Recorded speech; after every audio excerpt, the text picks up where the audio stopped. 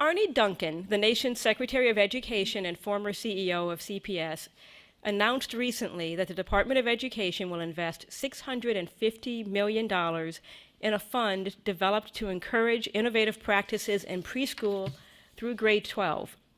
This fund is part of a historic $5 billion investment in school reform that is part of the American Recovery and Reinvestment Act, what most of us call ARA, or the Stimulus Fund. My question to you, panelists, is what role is there in these grant programs for early childhood? And how might the programs we learned about today at Educare and Erikson be considered to have informed this unprecedented funding?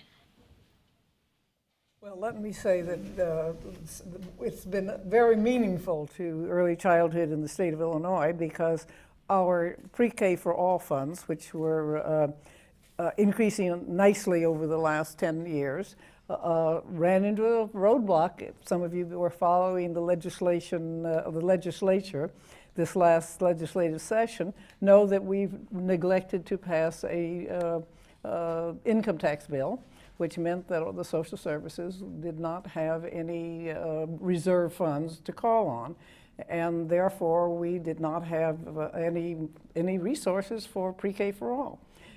We have now used, or the state has now used, the stimulus money to pay teachers for the PreK program. Otherwise, we would not have a PreK program in the state of Illinois.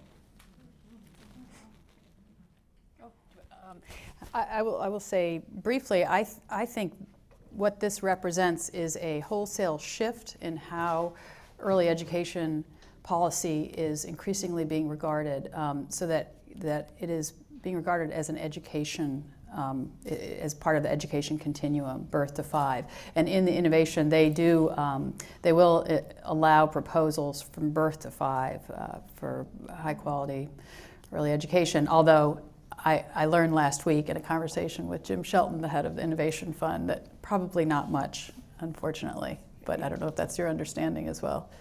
In the stimulus money? In the innovation fund. In the money, innovation fund, that's a little different, yes.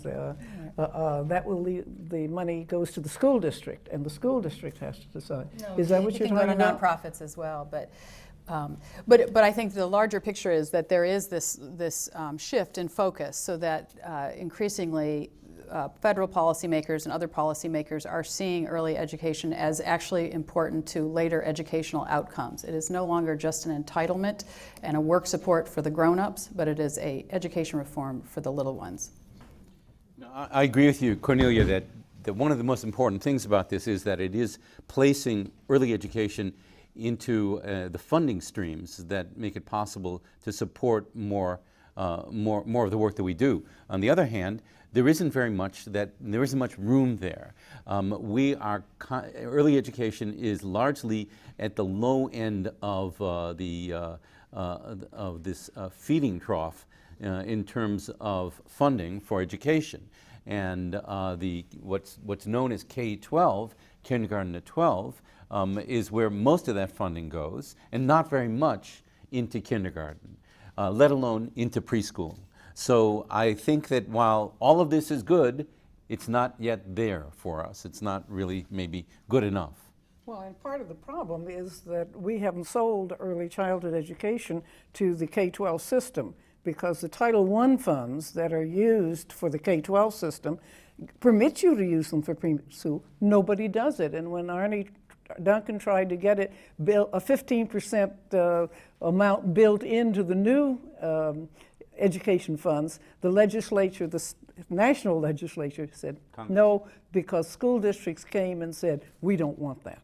So we have a job to do with our school districts to help them understand that the pre-K program is as important to their success as anyone else's. And so if any of you on school boards, go talk to your superintendents. I call this issue a head-nodding issue. I work a lot in Washington and dealing with members of Congress and the administration and trying to recognize that this is just as important, and with journalists and with other groups, to recognize that this is every bit as important of an education reform as if you want to deal with the achievement gap, you start earlier. You don't just start in 3rd grade or beyond. You start earlier when it happens and make sure it doesn't happen in the first place.